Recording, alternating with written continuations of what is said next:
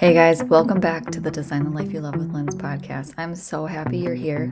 This is the podcast where we talk about intentionally living your life, following your intuition, your whisper, your guidance, and living a life that truly lights you up. I'm so happy you are here. Don't forget to like, share, and subscribe so you never miss an episode. Let's dive in.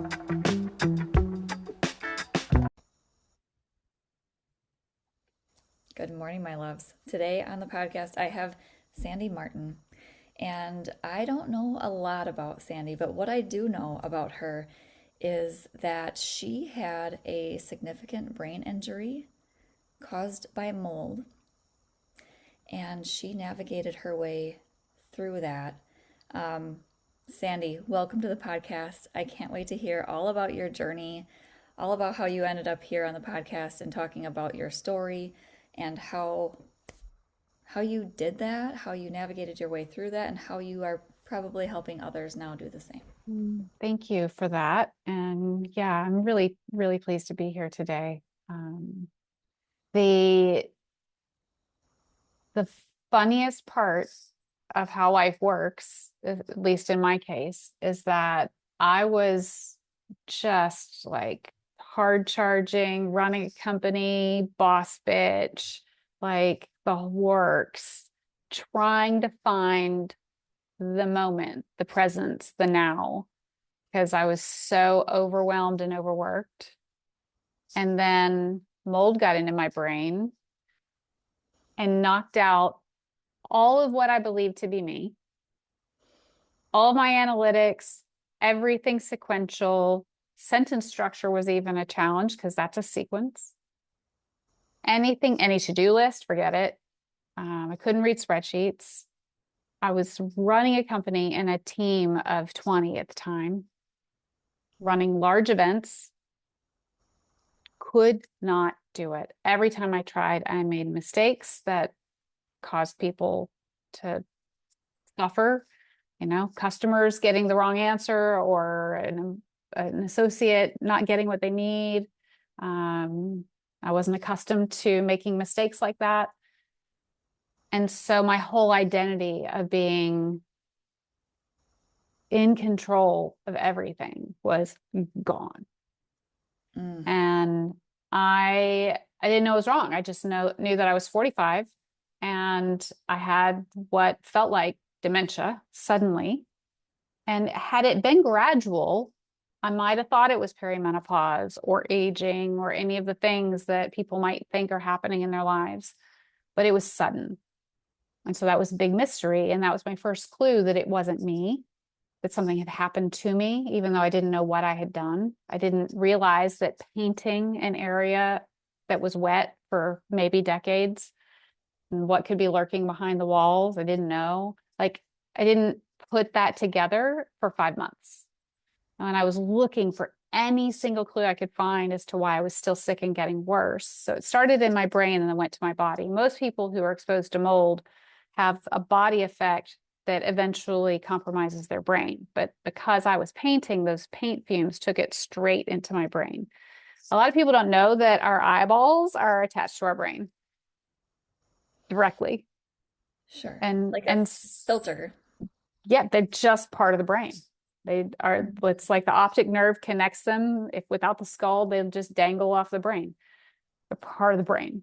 Wow. And Yeah, I guess I so never it knew went that. straight to my brain. And so I didn't understand that I was able to access presence in that time because I was so angry that I'd lost what I knew to be me, the ego self, all of my identity. I couldn't find her at all. And I read a lot. My intellect was still intact, but I couldn't piece anything together to make any sense of anything. The processing was all compromised. So I would read because I could observe and read words, and everything in presence was intact. I just didn't remember it. So I could take notes, I could read and take notes, but I couldn't tell you what I read. And So so did I this did all this for happen very months. suddenly? Sorry to interrupt, but did Oh, all go this ahead. happen like very suddenly? Like all of a sudden you just couldn't do these things? Or Yeah. Did you have like some sort of medical event? Like it almost kind of sounds like stroke symptoms too. Right. So it happened over the course of 2 weeks before I recognized I couldn't run reports on a system I'd built the month prior. Wow. And so it was really that task that had a due date. So it was at the beginning of October. In September, I built the reports. In October, in the beginning, somebody quit. I had to do the job of, I taught him to run the reports and then he quit. And then so I had to do it myself. And then I couldn't get through it. And every day got harder. And I had to get somebody to help me get through it. And all that time, I felt I was beating myself up for one, but I felt symptoms of depression. That's what was my first overwhelming response was. And so it took a couple of weeks because when I felt that, because the brain likes to come up with answers. So when I felt off, my brain said, we've been here before. That's depression. And I was like, yeah, I don't know. Maybe I just need a day off, which was conceivable. Mm-hmm. I took a day Yep. off, took a couple days off. At the end of 2 weeks, when I was really taking it easy, I was getting more sick. And so it went from my brain feeling off to my body feeling off. And then I booked an appointment with a neurologist and got a brain scan within a couple weeks after that. So within a month of painting, which I didn't realize was important to the story, within a month I had a brain scan. I Okay. was really proactive. Like, you don't fuck with my brain. Like, Yeah. that's my brain. I need the brain. I needed to be sharp. I needed to do all the things I want to do. And early onset dementia was not part of my plan. No, and you At said you were how old at the time? 45. 45. Yeah. Yeah, and perimenopause, like I could totally see, somebody writing it off as that. Like I'm just learning Yeah. more about perimenopause and like I think I'm starting to see symptoms of it myself. And what symptoms did you start noticing in your body? Exhaustion. Hmm. So Yeah, one of the that's another thing that could be perimenopause too, right? right. And how many women are getting labeled with perimenopause when they're having real, true physical signals of something else? Hmm. I mean, we get gaslit for our hormones from the time we're, like 10 years old. Yeah. Like, this is a normal way of life for us. Oh, you're hormonal. Oh, this. Oh, is it that? Yeah, I'm so tired of that. Yeah. Um, Not saying it's not all untrue. Our hormones do affect us, but it's not a scapegoat for everything that happens in our lives. And if we have that reductive belief system, then we get locked into a diagnosis that doesn't allow us to address root causes that could be something else entirely. Yeah. Plus it's completely, disempowering and Yeah. yeah, Yeah. that's a whole rabbit hole. Well, we can go into my belief of as to what menopause actually does to the body as another tangent, but I'll just wrap this part up. Yeah. When I went to have a brain scan done, they did it wrong, and they didn't. He sent me to a clinic, so he didn't know it was done wrong. So I got misdiagnosed with a traumatic brain injury, and that's really what started me down the path of resistance because he wanted to give me a drug that isn't normally given for TBIs. And I didn't believe I had a TBI because I hadn't hit my head. Right. And so I had to stand up to a doctor for the first time in my life. And my then husband took me back to the doctor. They ganged up on me to insist that I just follow doctor's orders because he's the doctor and who am I to say otherwise? Got that white coat on. Yeah, and it feels very strange to question a doctor who has so much education and so much experience. And what do I know? I don't know anything. And Mm. so I took that stand for myself. And that stand is where I say my journey with biohacking starts with no began because I had to say no. No is a complete sentence. It's a line in the sand. It is my declaration that I get to decide for me. And that's really what started my whole journey. I went from running Comic Cons with my ex-husband to creating health and longevity events for people who are waking up to realize that there's a better way to thrive and that we don't have to suffer. We can create a life that we love. And that's really what longevity is about. And so, I mean, that's why I'm so excited to be here with you today to make that connection. Because anyone who follows you understands by you having me on that we're not talking about just living to be 120. Nobody just wants that. We want a full life. Mm. And if and however long my life can be full is fantastic for me. Mm. Yeah, we don't want to be rotting in a nursing home for 30 years or something awful like that. We want Nobody to wants that. thrive the whole time.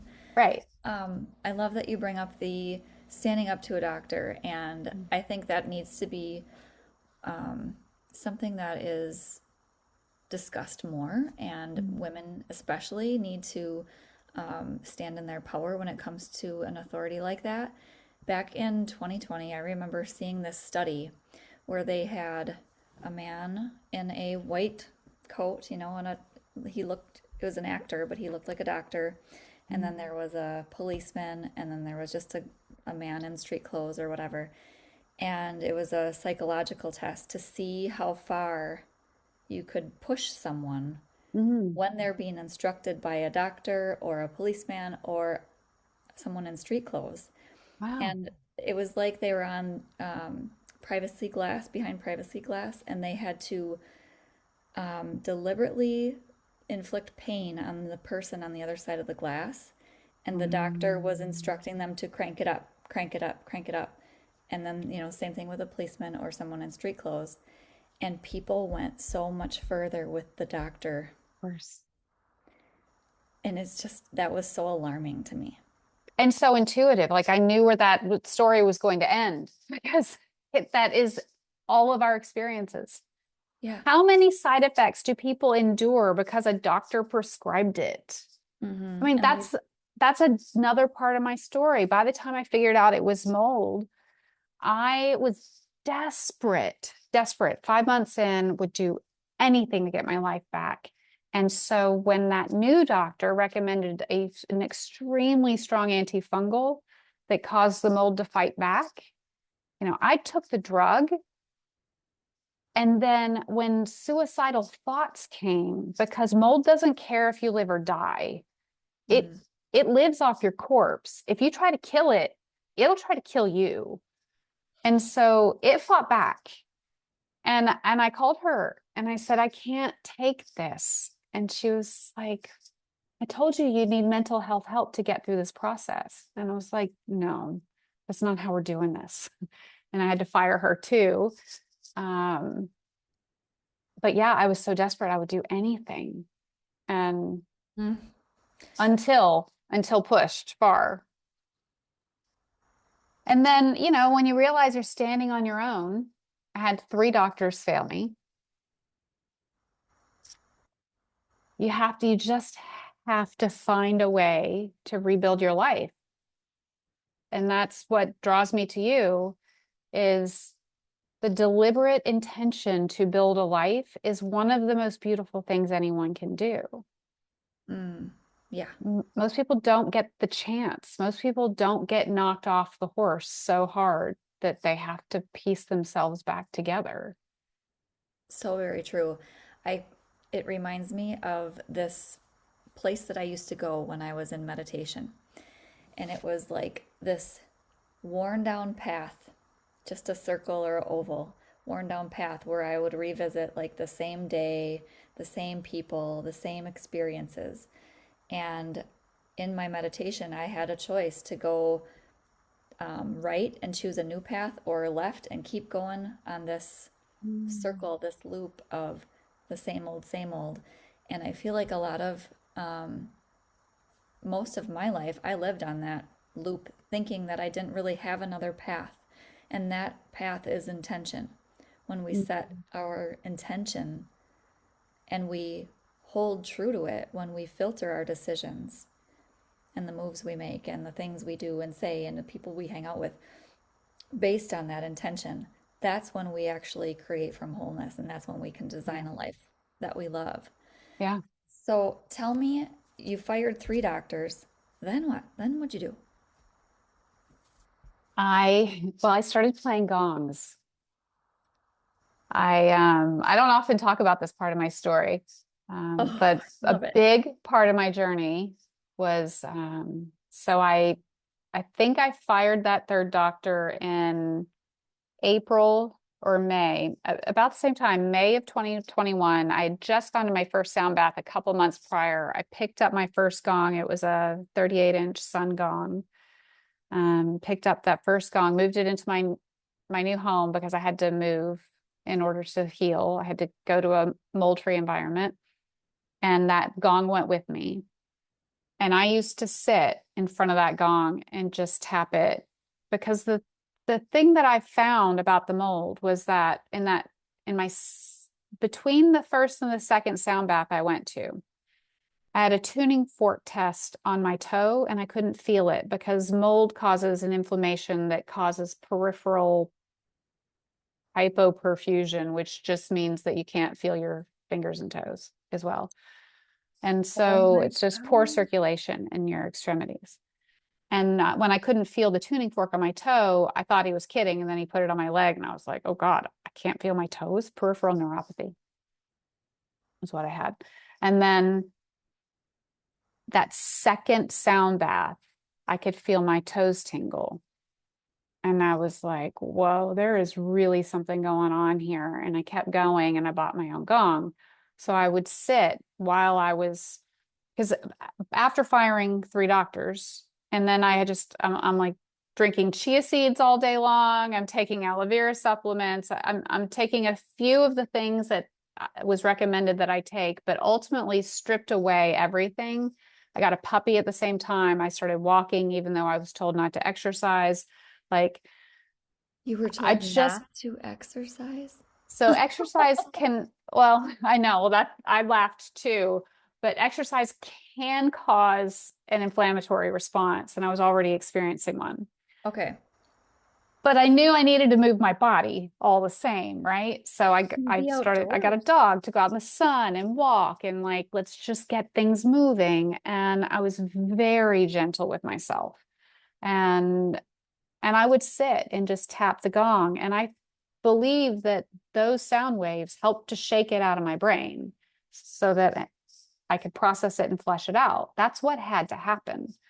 Um, and then I took a sound teacher course in August of that year and decided at that course that I would host my own sound baths. And I wanted to play sounds of nature in the background. And I didn't want to buy the sounds or find them on YouTube. So I decided in the course I would leave in 2 weeks and drive around the country to capture my own sounds of nature. Oh my God. And I had the new puppy, and I was still with the husband. And I said, oh, by the way, we just got this puppy, but I'm going to drive around the country for 6 weeks.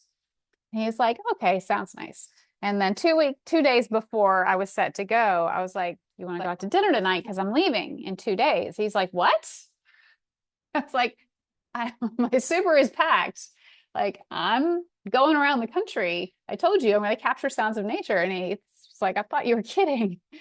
And I was like, no, I'm serious. I'm leaving. And you got to take care of Favi. And so he did. And I left. And that's really where I started to open to who I truly am, was Mm. on that journey. Okay, Sandy. Well, I didn't know any of that about you. And maybe you know this already, but we have a lot in common with the sound bath and with healing sounds of nature. I try to do all of my sound baths outside. I do a lot That's of my awesome. meditations outside. Like I just have my earbuds in and I sit by the river and I let the birds and Mm, it's medicine. It it is. And the fact that the doctors are telling you not to exercise, I mean, yeah, I understand inflammation, but He you could have know, said just take gentle walks, right. Or sit right? outside, be in, Some people be in would take nature. don't exercise to mean sit on the couch, Yep. Or right? you better lay in bed. Yeah. Right, which would have made me worse. Hmm.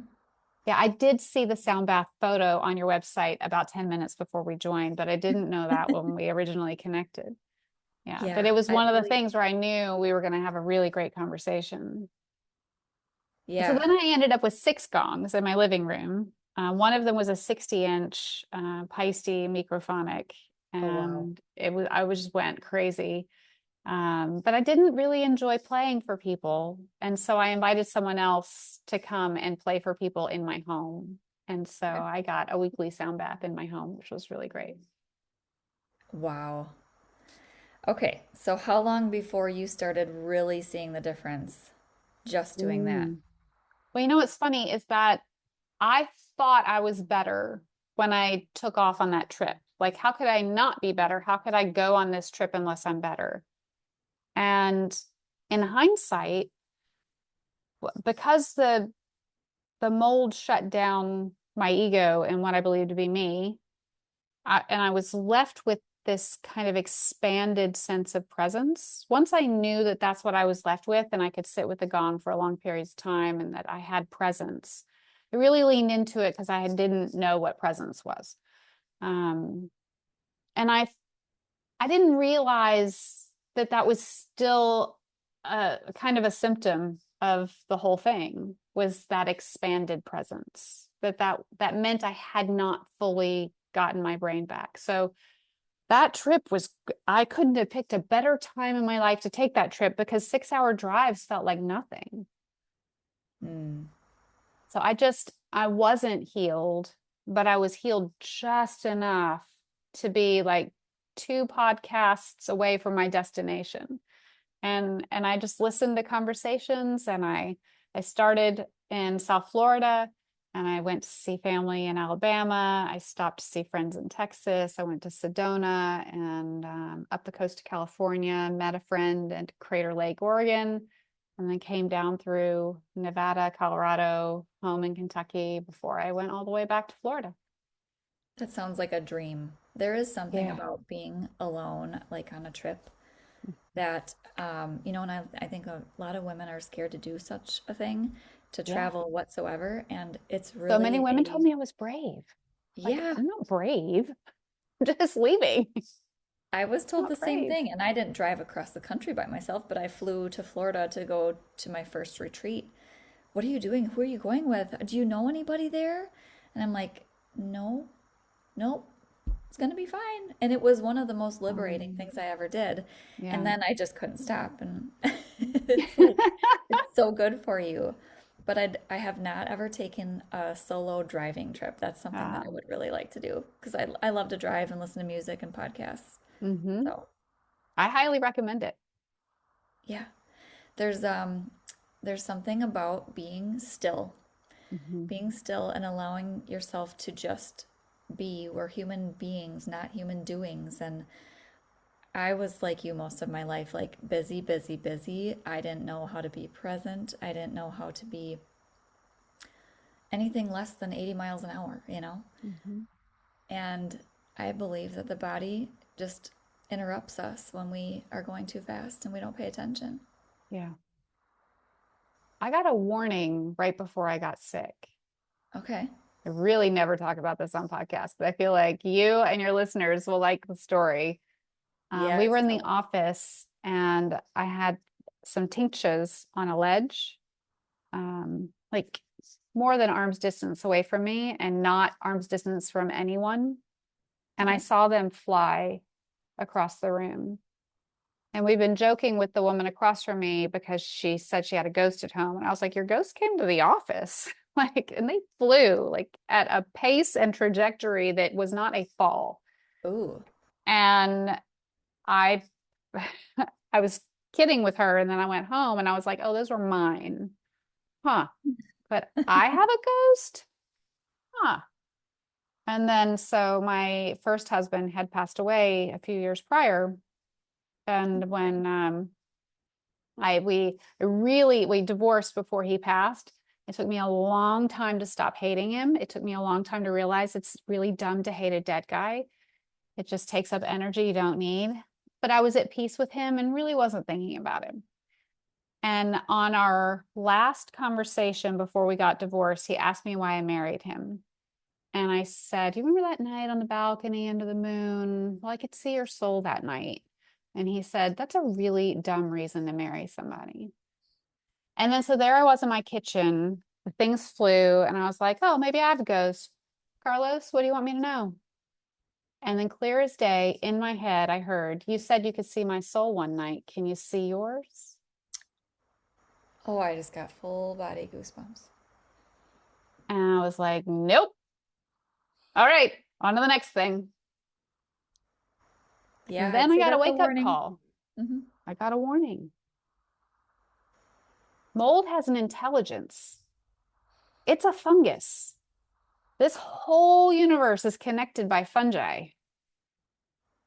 And so it was also part of my healing. After I felt like my brain was at a point where I could deliberately wire again, I used psilocybin to help me get there.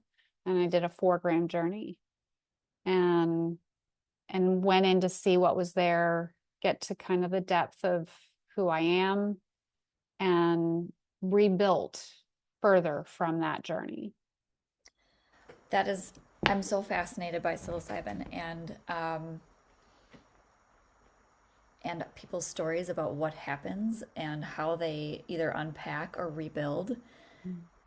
Was it more than one journey or multiple? You said four It grams. was I the don't one, even four know. grams at once. Four Okay. grams is considered a hero journey. It's considered, and I did it the entire way you're supposed to if you want transformation. So blindfolded, 5 hours of music for mushrooms, a spirit guide who was also a nurse.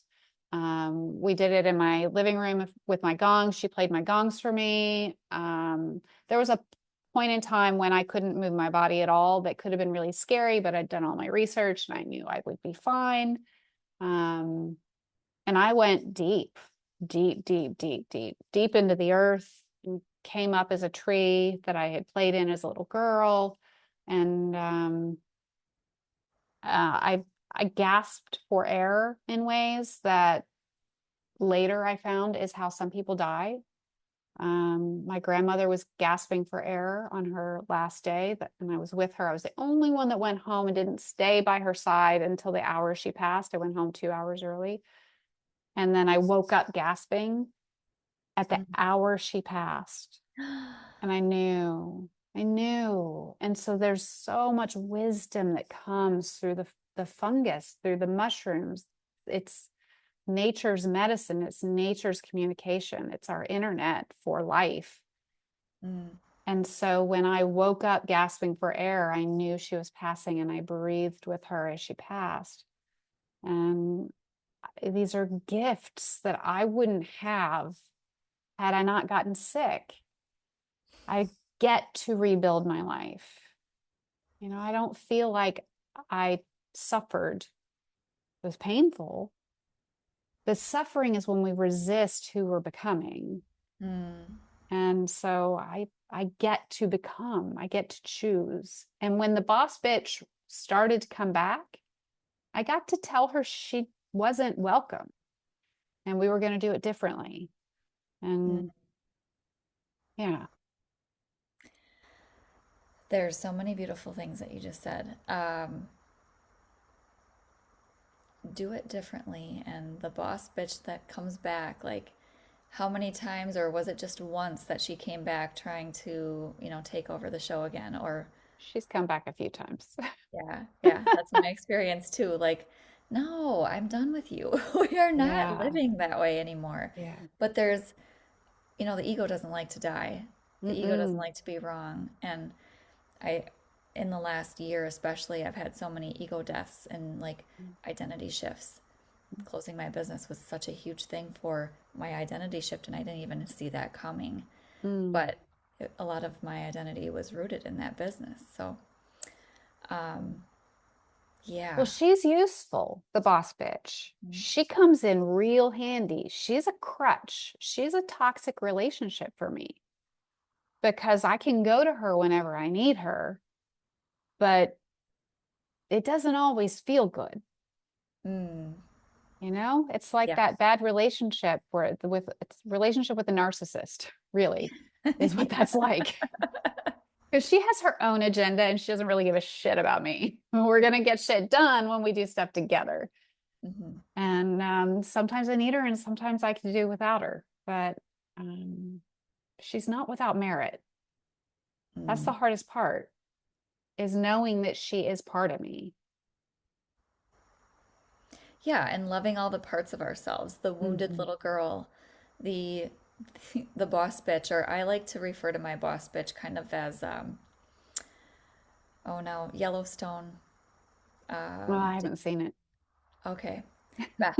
Beth from Yellowstone. Okay. I can really embody a Beth, and I used to love that part of me. I used to think Hmm. that was like the badass, way to be. And Hmm. my grandma used to say, "You need to have some shit in your blood." And I would say, "I have more, shit in my blood." Like, people aren't gonna walk on me. Yeah. But then you start learning about how people who operate that way are really operating out of fear, and it's not an expansive way to live. It's not a grounded way Hmm. to live.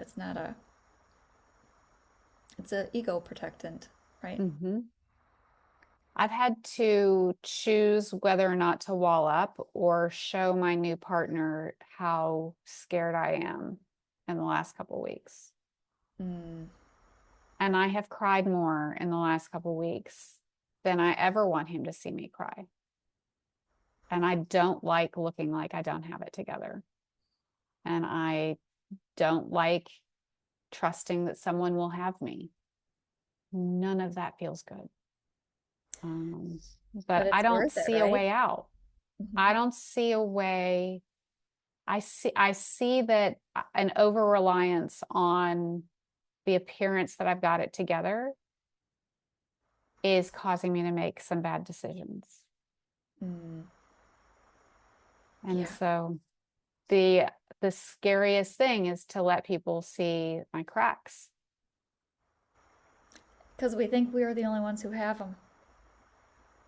or that they won't buy in, right? Like I'm selling a show, I'm selling an experience, and I'm trying to get people to my thing. It's like the movie trailer is what I'm trying to show everybody, Mm-hmm. not the bloopers, you Yeah. know? But we do Yeah. like watching the bloopers when Hmm. they're funny or even, you know, anything. We like bloopers, but I've been hiding all my bloopers. And even from people who love me. And that's where, she keeps showing up. And I have to keep reminding myself that this is a partnership that all versions of me need to come together to do in this thing called life. Hmm. So tell me about what you do now. You used to be the boss bitch that ran a company of and a team of 20 and spreadsheets Up and to building 50 at things. times, yeah. And Okay. but Comic Cons, they're called Galaxy Con, and 4 days, and up to 30,000 people in a day at an event. And I Wow. was the one who ran it. Comic-Con, is that like I'm not familiar. So it's a huge festival of fandoms.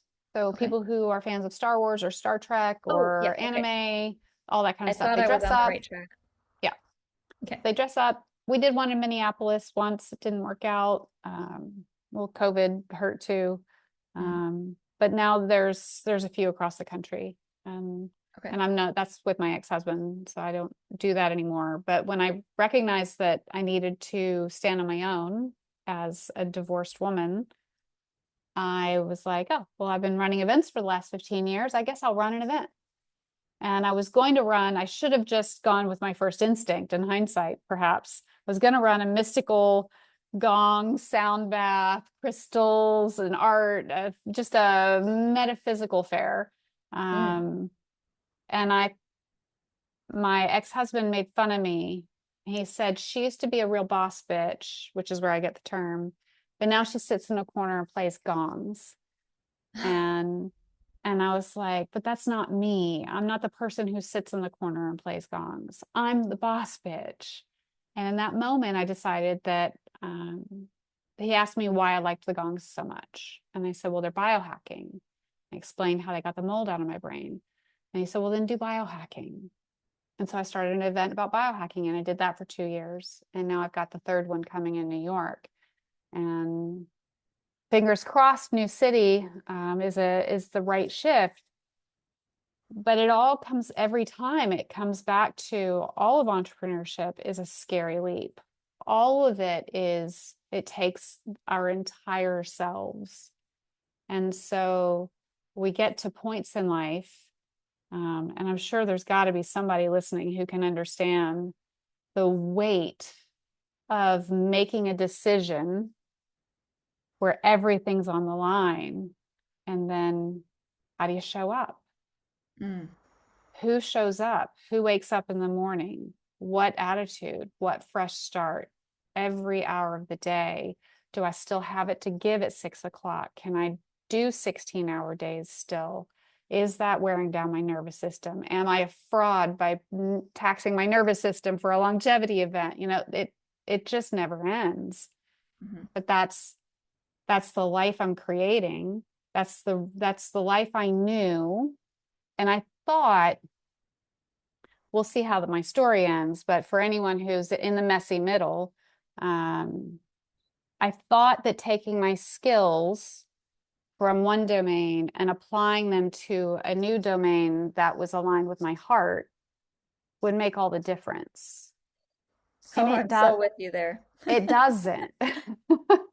It doesn't make the difference. You don't magically start making more money. You don't magically start enjoying the nature of the work. There's something else about getting real with who we are that I honestly haven't found. So I'm still juggling a business and a life and doing something that I'm passionate about and bringing my whole self, but probably not in balance. Mm. And so maybe part of my story is inspirational and part of it's a warning. Well, I love We'll that you see. just are like, I'm in the messy middle, and yeah, you're honoring that. That's going to get you a lot further than denying it um and not questioning it. Like that's where we get in trouble is we try to push that feeling away and um the fact that, people that know us call us out and they're like, I have had this happen similarly. My old identity, I was a designer and I had a new car and I went to work and I was, sales driven and all this very masculine stuff, right? Mhm. People understood that version of me. Mm. And me giving that up to pursue coaching and a podcast and sound baths and meditation, and then not having, like the shiny objects that went with my old life. Mhm.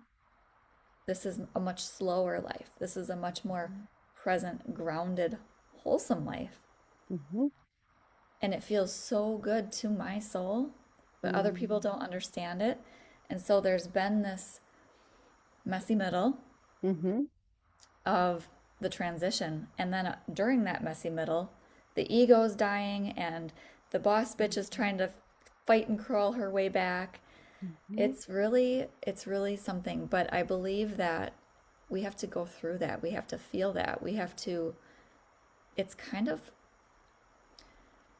it's kind of our higher self or God's way of checking us. Like, do you really mean what you say? You said you Mhm. intend to have this life. Are you living in alignment with that? Mhm. Here's a test. Here's another test. I'm gonna Oh have yeah. this guy say something and see how that lands with you. See if it Mhm. shakes you off your axis. And it was so interesting because this person um, knows me well, and it didn't shake me. It was just like, oh, I see where you are, and I know where I am, and I know who I am more for the first time in my entire life. I'm 40 years old, and it finally is like, I don't really care what you think or what your interpretation of my life is right now. If it looks like I gave up or lost everything, that's that's your projection. It is a projection Hmm. because it's the filter that people bring their own filter to every conversation. Hmm. I read a scientific article recently that said that there's something in our vision center that's processing information before it hits the brain, not after. So Hmm. we're not interpreting what we see. We see what we interpret. I might have gotten some of that wrong, but we see what we interpret was definitely part of the conclusion of that article and not the other way around. Like there's so much happening before we actually see something. We're analyzing it before we know what it is. And when people show up to other people that way, when they don't understand, when they've never experienced true presence, they never get a break. And like now when I'm in conflict situations, it's it sucks because I'm generally the only one who's got enough emotional space to see that the other person doesn't have as much as I have. And I'm usually the one that has to go back and say, hey, can we start over? Mm. And so the ego hates that. The ego feels left out, that no one's doing that for me. But if I look at what's going on, like I got attacked by a dog the other day, and it was just my sweater, thank God. But the dog lunged at me, grabbed my hoodie, and tried to pull me under as I was rescuing my little pup. And terrifying. I was in a total panic. My dog was freaking out, and I was holding him, and I was still. And it was just this giant poodle, which I don't know why giant poodles are so aggressive, but it's not the first. And its owner didn't expect it, didn't understand, barely pulled it off of me, and was standing there frozen. Oh, wow. And and I looked at him, and he was stuck. His fear center had taken over his whole body. He didn't know how to move. Mm. And I took a breath and with all the calmness and generosity of spirit I had, I said, you have to walk away now.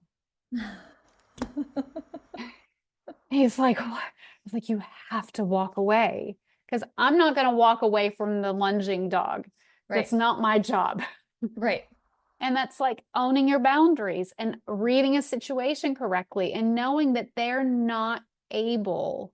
If you haven't done, and I haven't done all the work, I'm going to fall on my face 1,000 more times in my life. And I have gone through so many deaths and rebirth this year of the ego. It's just like mind boggling.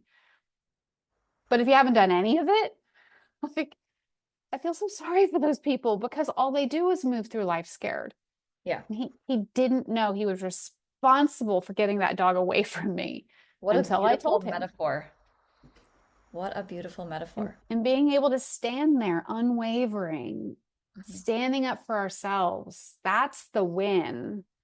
Like maybe I'll figure out how to do that in the business, but baby steps. I did it in that situation. And I try to do that with the boss bitch sometimes too. Like, you got to step down. Like, Hmm. it's a little much today. Yeah. Yeah. Well, I love the idea of you doing the metaphysical fair. I mean, that just when you said that, I was like, yes, I'm in. Let's go. And Yeah, maybe right. maybe that's Maybe something that's that the thing. Maybe that's what I'm supposed to do. hmm. Oh, goodness. Yeah, that feels like a hell yes for me. For Yeah. you, I don't know. It's an intuitive hit for some reason, but that's amazing. I never tell anybody about that. To me, giving up on that is a big losing thing. Like, I don't know, from so many angles. I just don't talk about it. But I'm trying so hard in the last few weeks to say the things that I'm embarrassed to say. Mm. And I Yeah. haven't had bad feedback. Like just then, it brought us closer together, Mhm. and I didn't expect that. Even Our knowing that you soul. resonate with it. Yeah, I was just gonna say our souls resonate. Hmm. Um, and so when you're being vulnerable, when you're being the real, most authentic version of yourself, you become a magnet for the right people to have the Hmm. conversation with. You're probably not going to attract people that are going to bash your idea because you're being Yeah. fully authentic. And that reminds me, this has been like a couple months ago. I created this free um, audio journey called "Becoming Unfuckwithable," and I God, I think, love that. isn't that so good? Yeah. Like that means to me the old version of me would have been like, that's the boss bitch. She's unfuckwithable. But that's not at all what I mean now. Like, Right. unfuckwithable is the one who's like the girl, like who you were with the puppy. You have to walk away now. You are unshakable. Right. Like standing in your power, owning your truth, owning who you are, and using your voice and from a grounded, present state. That to me is unfuckwithable. And that to me is like the goal. Like, I want to be so true Yeah. to myself that nobody can shake me, no matter what you say or think or do. Come at me with a dog. It's so funny that you bring that up today too, because I watched a YouTube short this morning with Aubrey de Grey talking about centenarians. Mm, And he said that, it's pretty commonly known that we can't figure out the thing that ties them all together. Like they eat garbage and drink and smoke and that they're basically ornery people, it seems. But he said the thing that links them all together that you can't see is that they're not shaken. They don't get disturbed by stress. This too mm, shall pass. And a lot of them have faith in common. And so maybe they let go and let God in that sense. They give their stress away, they let it go. They don't carry it the way some people do. And that being able to let things go unburdens the nervous system. And when the nervous system is flowing freely, everything else works in harmony. And so that is a yeah. longevity strategy to be unfuckwithable. Yes. Yes. Blue Zones. Have you ever watched that? Yeah. Yeah. Yeah. Same thing, about Mhm. Sentir. Why can't I say I that think it's word? centenarians, but I could be Centenarian. wrong. Yeah, community is another key aspect, like Mhm. being in community with people. And what I liked about that show specifically is it shows these 100-year-old people walking up all these steep, terrible Mhm. stairs, and Mhm. they're cooking all the time, and like they're very active. It's not a sedentary lifestyle. Right. It's not, the typical US lifestyle. Mm-mm. I just moved into a townhome with 3 stories, and my mom's like, "You can't move into something with that many stairs." Because I'm 51, so obviously I can't handle stairs anymore. You are Right? 51, you do not look Yes. Oh, 51. thank you. I think it's the Zoom filter, to be honest. I should turn that off. I'm not being as vulnerable as I could be in this Oh, no, moment, to be honest. Yeah, I got that little subtle Zoom filter going. no. Um, but so another way that I don't feel aligned with my industry is that I won't do Botox or fillers. I've considered, because I'm not without vanity, but I do like to be frugal. I've considered the microneedling with the amniotic fluid, but that's also very expensive and extreme. Mhm. Um, but everyone around me who's 60 looks like they're 40, and it's all fake. Yeah, see, for me, I think there is going to be a massive um, shift in like the way people are appalled by the fake anything. Mhm. Like Yeah, I the know AI is driving that. AI and we don't know what's real on TV or Right. what's real in politics, any of that stuff. And Botox, any kind of surgery, all of that just feels like a mask for Mhm. me. And I would rather age gracefully. Now, I'm grateful I don't have any gray hair yet. But I used to be platinum blonde and I have gone Oh, good pretty for natural. you. Yeah, I thank love you. that. I love that. Thank you. Yeah. Yeah, the boss bitch was platinum blonde and Yeah. 115 pounds always and Mm. always had to look perfect or she could not go anywhere and that is the furthest thing from I mean, I still like to look nice and I still like to buy nice clothes, whatever, but it's nowhere near what it used to be. And, you know, no disrespect to anybody that wears Mhm. fake eyelashes or any of that stuff, but it just feels like inauthenticity in its most visible form, right? Mhm. I had to go purple hair to get back. And so I had to break the identity altogether. And I went Mm-hmm. purple for a couple years. And then I was able to settle back into my natural look. But I just felt so not me for so long that I didn't know how to transition. When people would look at me and think they knew me, I needed this sign that was like, I'm not who you think I am. Ooh, And so I went purple for a while. It was fun. that's interesting. When I left my husband, I went black, Mm, and same. someone had Yeah. pointed that out to me. Like, I know a girl that she just had to do that just because she wasn't acting like herself anymore, and it would Mm, not, and it didn't even occur to me, but that's well, exactly yeah. what I was doing at that Yeah. time. I'm not who you think I am. hmm Um, you had mentioned a couple things, Luzons. Oh, you had mentioned I don't remember if you said who it was about seeing things before they come in. I had just listened to a podcast about that too, and how we Oh. are sensing things way before they actually Mhm. happen. Mhm. Um, and I don't even know why I'm bringing that up again, but Oh, that's I've heard so. that the nervous system also can, the way your hairs stand on the back of your neck, that there Mhm, is a sense in that the nervous system has a way of seeing before we see anything. mhm. And, you know, clairvoyant, claircognizant, clairsentient, whatever it is, there's some of that's just physics. Like some of that's just real biology, you know, beyond, I don't know. In this same episode, I'll have to look it up so that you can see because I think you'd be very interested.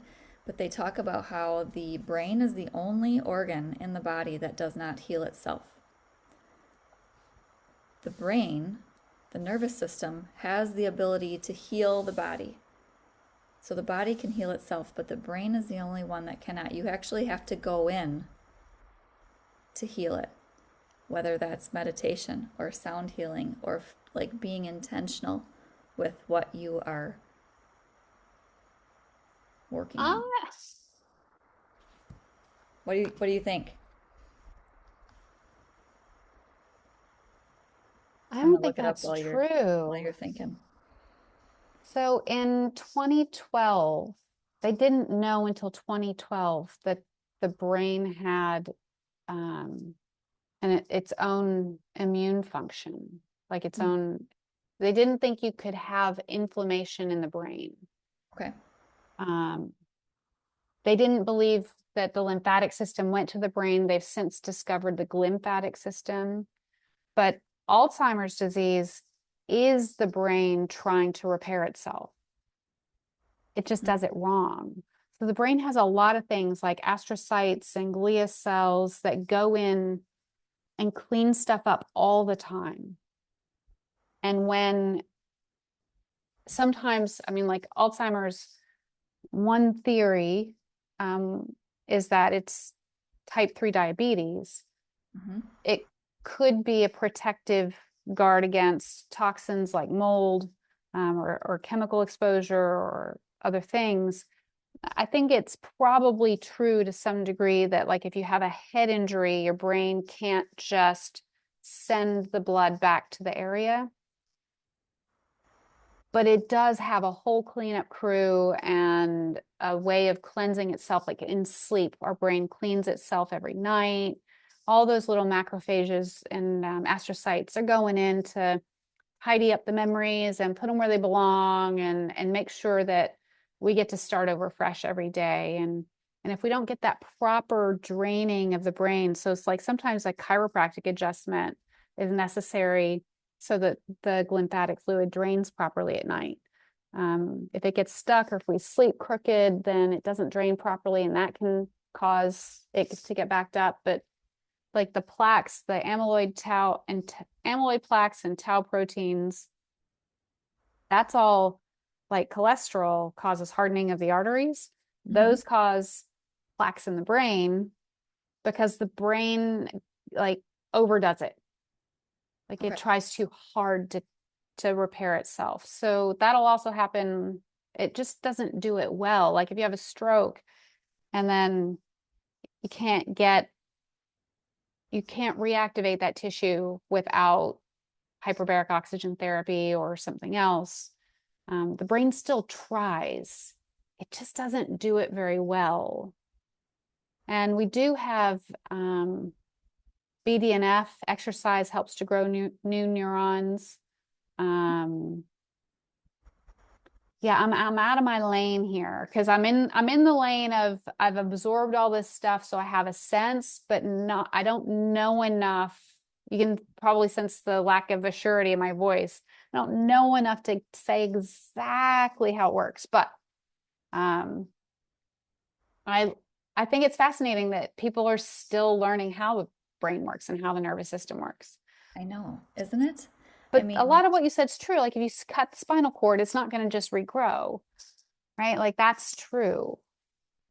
It can be helped, but well, this was more on the basis of like trauma, emotional trauma. So something happens mm, to you before the age of 10, and that creates, a neural pathway that causes a program that you live by your entire life until you right. recognize, usually because you have some sort of physical ailment or Mm. injury or disease that comes up, and then you are forced to exhaust all of your typical medical um, routes, and they can't find anything. And then this particular doctor, his name is Don Wood, Dr. Don Wood. You Must Be Out of Your Mind is his podcast, Mm.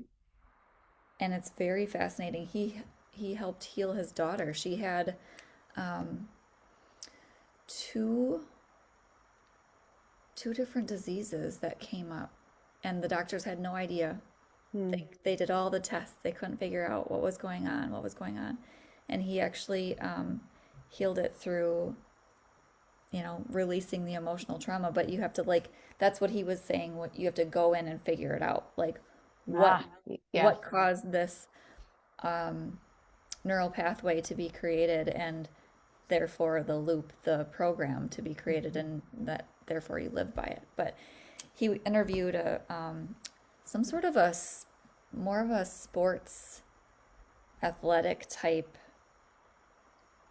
doctor or something who somehow linked people who were having these athletic injuries, and they couldn't figure out why, and it was a nervous system reset. Mm. So there's so many things, like we think Yeah, the that brain makes so talks much to the sense. body and the body talks to the brain. Do you agree with that? Well, the heart sends more signals to the brain than the brain sends to the heart. Yeah. Yeah, 40,000 neurons in the heart, and we are still letting the brain run the show. Like that Right? just Isn't that crazy? blows my mind. Have you ever regretted saying, "Oh, I wish I wouldn't," or, have you ever said, "I wish I wouldn't have followed my heart"? No, everybody says, "I'm so glad I followed my heart." Hearing the heart, that's the challenge. Yeah. Getting to the truth. Mm-hmm. Yeah. Mm-hmm. So every day, do you play your gongs, or how do you keep the signal clear so that you are in touch with your heart and I don't play every day. I have four in the house, and my new partner, who was the least likely person I ever thought would enjoy playing a gong, is so gifted at playing them. He discovered them through me, and he's far more talented than I am. And now he plays for me more than I play for either of oh, us. awesome. Um, but I I don't have a daily practice. That's okay. Yeah, I try to be mindful over my coffee, and I take slow mornings. When I need it, I hum. So I'll breathe in for 5 seconds and hum out for 5 seconds. I do that for about 3 minutes at a time, as needed. Probably needed more than I realize. I like to sit by the water near our place, and I walk the dog. So I walk Fozzie a few times a day, and that's That's a practice. part of it. Yeah. That's medicine. Hmm. Earlier in the podcast, you said that you were very gentle with yourself. Is that something that you've continued since you had your? I have times when I cannot afford to be gentle. Deadlines, events are hard. Um, but other than that, yes. Having a partner in my life again makes it hard not to be gentle because I see myself through his eyes. Mm, And so if I'm hard on myself, I get called out. mm, So that's a challenge, mm. but also helpful. Yeah. Yeah. Okay. Well, I is there noticed it got dark here while we were talking. I'm like leaning in. It's like Blair Witch Project over here. I sit by this picture window. I've watched the sunset during our conversation, Oh, nice. and now it's like I'm talking by a flashlight. We're having we're having a slumber party now over here. You There you still go. have daylight. I do. Yes. What is there anything else that you might want to add to our conversation that you think would make this more complete? I'm fully satisfied and I could probably talk longer. Yeah, we could talk all night, right? This has Hmm. just been wonderful. I just want to thank you just for creating a space where I felt comfortable being vulnerable over and over and over again. And appreciate you for that. It's been Mm, lovely. thank you. Thank you very much. That's a very good compliment. And I believe that the best compliment we can get is that we have great energy. And I think that's kind of what you're saying is Mhm. when you're comfortable with somebody, that's because the energy is right. Yeah. Yeah. How can people come to one of your biohacking events? Bioedgelongevity.com is the website. If you want to play around with any symptoms and figure out what might be happening in your body, you can go to bioedgedecoder.com. Either place you can find me. Awesome. Yeah. Awesome. So what's next for you? I'm going to Dallas this weekend for Changing Life and Destiny as an event. And Ooh, so I'll see some friends. It's my nice. immediate future. I'm excited for that. Good for you. Good for you. Yeah, All right, my dear. Well, thank you so much for being here. This has been amazing, and I hope we get to talk again. me too. Thanks so much, Lynz. You're welcome. Thank you. Bye. Okay, my loves, thanks for hanging with me. I hope you enjoyed this episode. If you did, please share it with someone and like, subscribe, leave me a rating, all that good stuff. And I'll see you next week.